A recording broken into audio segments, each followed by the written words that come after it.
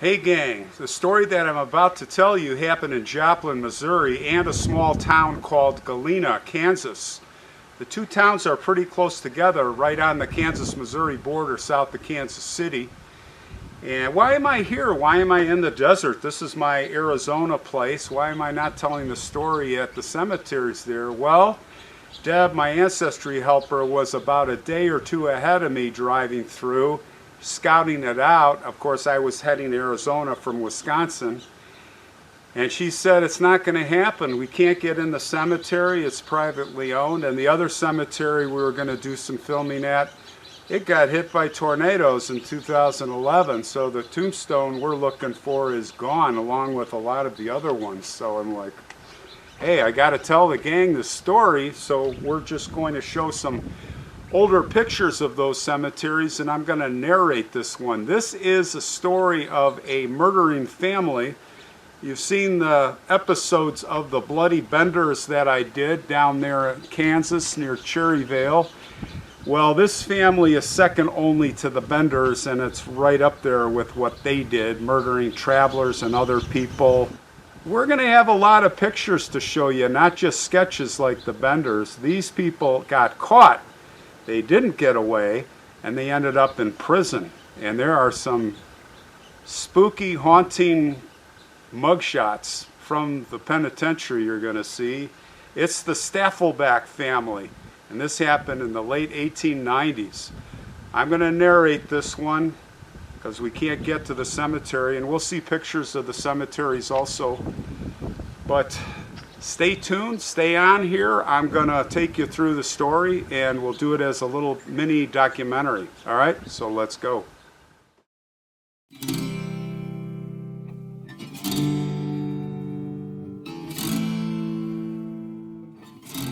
We read from the articles from the time.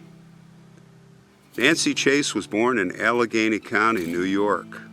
When she was young, the family moved to Wisconsin. Her mother had Indian blood, and it was said that perhaps this may have had something to do with the natural of her character. They next moved to Dubuque, Iowa, and when Nancy was there, she met a man named Michael Staffleback. He was a candy maker who had emigrated from Switzerland. Michael was considered a harmless and inoffensive old man. After some time, they moved to Lawrence County, Missouri, and that's where they settled. They settled on a farm. But here they quarreled. Then, in 1887, she divorced him. He left town and was never heard from again. And now, amongst the neighbors, the whispers, Nancy's family reputation was ruined, so they decided to go.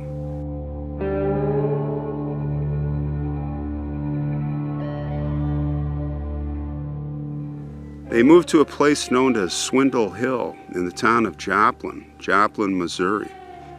Not a good place, but it was perfect for them. Here congregated the degraded of both sexes, women who had forgotten the meaning of decency, and men who were practiced in every crime. A man's life was not safe in the place after dark, and policemen never ventured into it singly. And here the Stafflebacks lived several years, their sons practicing thievery and other crimes for which some of them received sentences in jail. And the girls? The girls were consorting with the degraded of both sexes.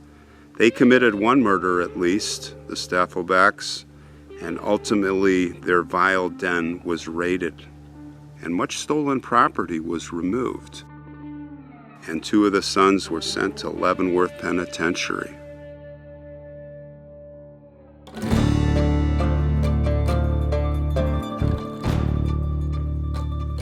We go to Pickers Point. The family moved to this place, Pickers Point, in Galena, Kansas. This was an unsavory place on the outskirts of Galena. It was in the center of a mining district. The place was perfectly barren. It was just off 7th Street, and the locals called it Hell's Half Acre. They moved into a 3-room desert shanty on the top of the hill. It was within a short distance of where there was located a number of deserted mining shafts, shafts where men were searching for lead and zinc. And it was a hotbed of crime. They would say that so vile are the people which gather around it that no policeman ever ventures there singly. Scattered around are miserable hovels, the homes of depraved men and women. Here vice reaches a depth that decency dare not attempt to describe. Rough miners, many of them foreigners, frequent the hovels and gamble and drink and swear. The revelry is often interrupted by a fight that ends in murder. Then the shafts, the silent, yawning pits of the ground, are charged with another victim, which they receive into their dark depths, never to yield again. If these shafts today were made to give up their ghastly tenants, fully 50 undiscovered murders would be revealed.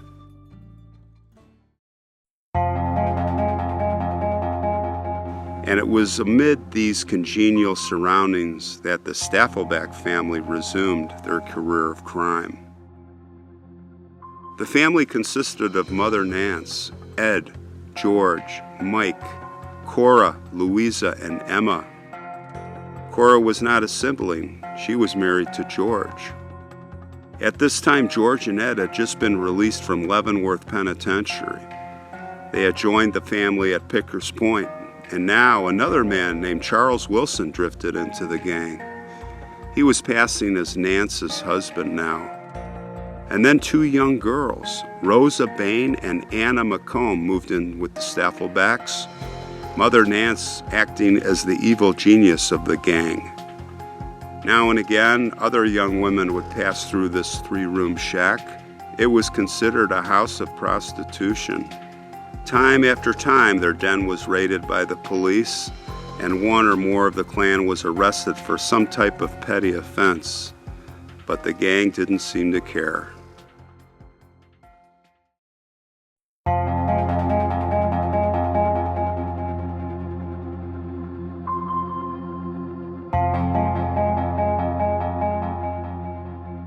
It was Saturday, June 19th, 1897, when something really bad happened.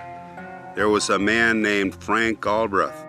He was a miner there, and apparently he had an infatuation for one of the daughters, Emma. Emma had apparently invited him to come to the shack.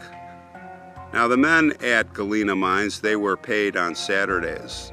It was then that Emma sent a note to Frank telling him to come and see her.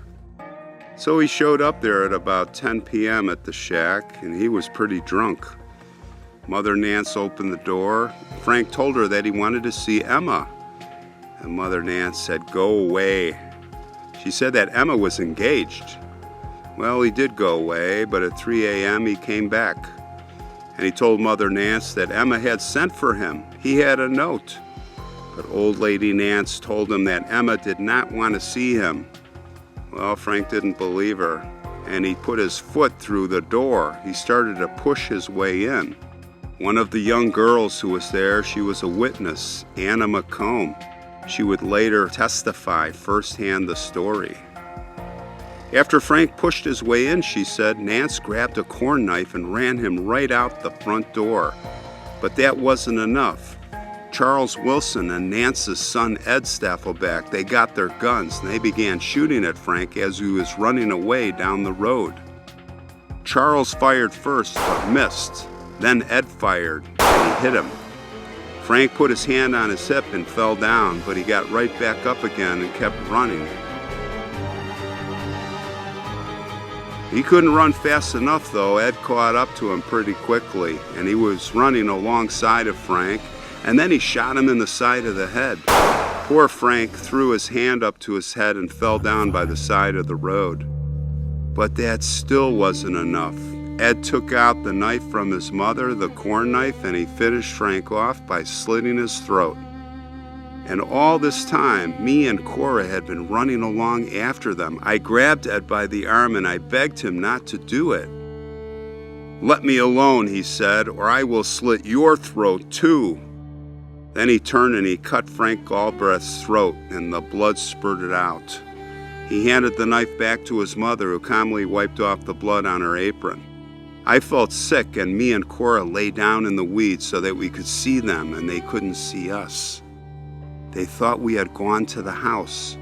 I was afraid to look until Cora whispered, "They're pulling his clothes off." Then I looked.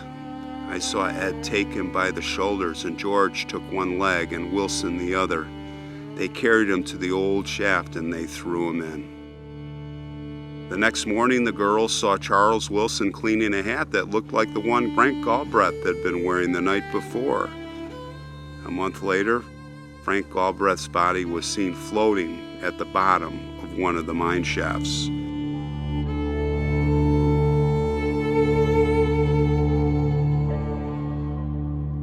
Now released from her fear, Cora Staffleback, George's wife, and Rosa Bain told all.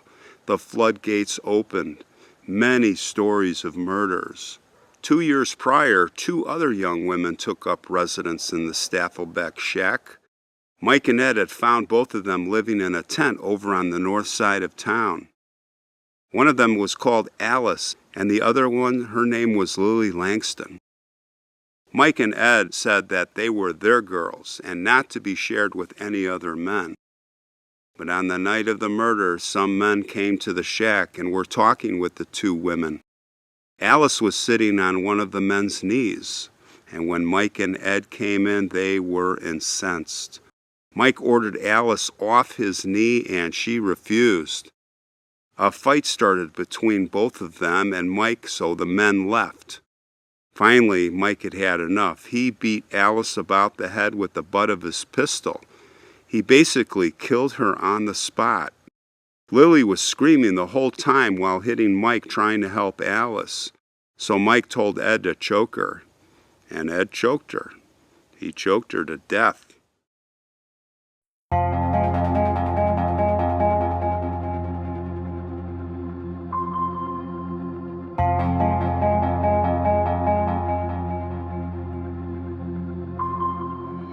Well, they wrapped the girls in sheets and carried them outside. Down a mine shaft they would be thrown. The next day, Ed was thinking about it. He told his mother the bodies should be fished out. They might be seen. So this they did. After the story was told, they asked if she could remember which mine shaft. She said yes, and she took them there. Workers spent the next several days taking water from the shaft, first by hand and then by pump. Several hundred curious onlookers gathered around in anticipation. There was even a guy who came and opened up a lemonade stand. It is not recorded whether they ever found their bodies or not.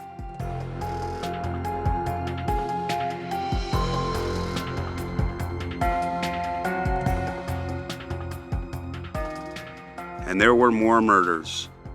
A short time later, the 3 brothers, Mike, Ed, and George, attacked and killed a peddler who was stopping over the night at the house. Cora described the scene. The peddler who came in our shanty had a pack with him. He came to see Trixie, a girl who was living with us at the time. He gave the girl some pieces of jewelry, and while opening his pocketbook, my brother noticed that he had some money. "You have a heap of money," said Mike. "Oh, about $15, replied the peddler. We all slept in one room, and as we went to bed, we saw the peddler put his pocketbook and coat under his head. Mike kept watching me to see if I was awake, so I pretended to be asleep. Then later, when he thought everyone was asleep, Mike tried to pull the coat from under the man's head, but the peddler jumped up and drew a pistol. Mike knocked the gun from him, and the peddler ran out of the house. Mike, Ed, and George gave chase. There was a shot, and then my brothers came back. They all stood around the table and divided the peddler's money." Cora continued the story about another murder, an old soldier named Old Dad Rodabow. Ed, Mike, and a man named Billy Martin, a brother of Mike's wife, did away with him. They divided his money. He was killed for $35 in pension money, which he was carrying. Another murder by the Stafflebacks was a man named Morehouse. Morehouse mysteriously disappeared while he was in the murder house. And Rosie Bain, she told even another story, a story of a one-eyed soldier who came to see Charles Wilson there at the shack. He had a lot of money. Ed invited him to go strawberry picking, and he was never heard from again. But Mother Nance told us later that he'd been killed at Sarcoxy.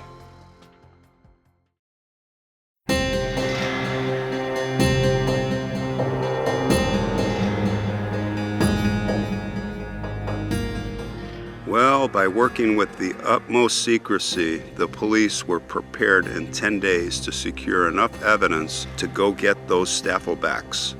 At 10 o'clock at night, the old woman Nance, Ed, and George were arrested. Charles Wilson was trying to defraud a farmer in a hay deal earlier that day, and he got wind about the police coming, so he just fled. But he was later caught in Billings, Missouri. He had remarried there and was living under the name Billy Williams.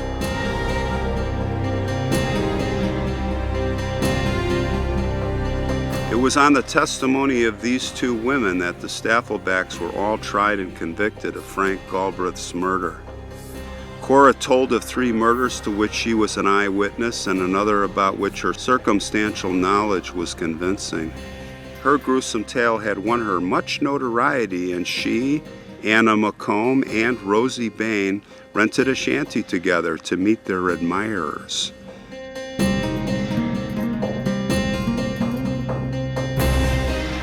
It was May of 1897, and not surprisingly, George, Ed, and Nance all claimed innocence. The 67-year-old woman denied all knowledge of the crimes. She wept and declared she was a good Christian. Newspapers named her the perfect picture of an old hag or witch. The men were scared cowards and contradicted each other and changed their stories over and over and over again. Well, the jury was out just a short time and returned the verdicts of guilty for all. The sentencing, well, George and Ed, guilty of murder in the first degree. Both were to serve 1 year in the penitentiary and then were to be hanged. But luckily for them, their death sentences were later commuted to life imprisonment at Kansas State Penitentiary at Lansing. Nance, guilty of murder in the second degree. She got a sentence of 21 years for being an accessory to murder, and she went to the penitentiary at Lansing. Her man, Charles Wilson, he would get 25 years, and Mike, he was sentenced to 6 years for larceny.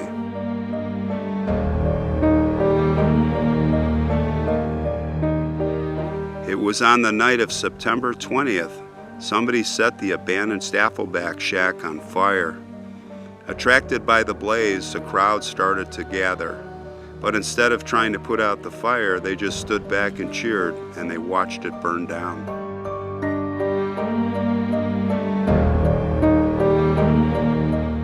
Mother Nance had to get her mugshot just like everybody else. On the way from the photographer, she purchased some tins. Tins for the purpose, she said, of crimping her hair. But the jailer, he took them away from her with the remark, "They will make excellent saws." And the vicious gleam in Mother Nance's eyes showed that she too had appreciated the use to which they could be put. Ed Staffleback died in prison in 1899. Mike Staffleback was released in 1902, and he went on to other misadventures. He would wind up back in the penitentiary. Mike would die at the age of 74 in 1943 or 44, and he was buried in Poplar Bluff, Missouri. George Wilson had served in the Civil War, so he spent the end of his life in the National Home for the Disabled Volunteer Soldier. He died at an unknown age in 1920, and he is buried in Marion, Indiana. And Mother Nance would die in prison there at the age of 79. It would be pneumonia that would claim her life there. It was 3 p.m. on March 9th, 1909. She was surrounded by all the other women, the prisoners who were her admirers. George died 2 years after his old hag mother died in the penitentiary from kidney failure, and that was in 1911. Cora would get a divorce after George was sent to prison, and she would remarry in October 1898. Cora would live until the age of 76, dying in 1954. She is buried in Waco, Missouri. We went there. We went to her cemetery, but her grave is lost to history, most likely because of the tornadoes here in 2011. It completely destroyed the cemetery, and many stones were lost, buried, or washed away. We certainly could not find it. Mother Nance, she's buried at Cox Cemetery. We found an article about her daughter coming to pick up her body. But she's unmarked. Nobody there even knew that she was buried there. Nobody knows if she's really buried there. And this, maybe we follow up. Maybe we'll find out.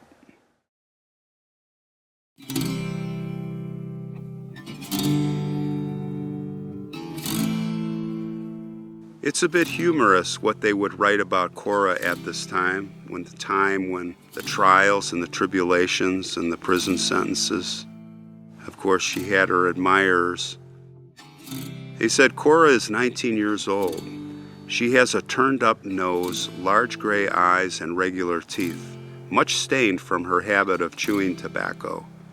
Her only weakness, she says, is tobacco and whiskey. Since 12 years of age, she has led a disreputable life, but that in her eyes seems but natural.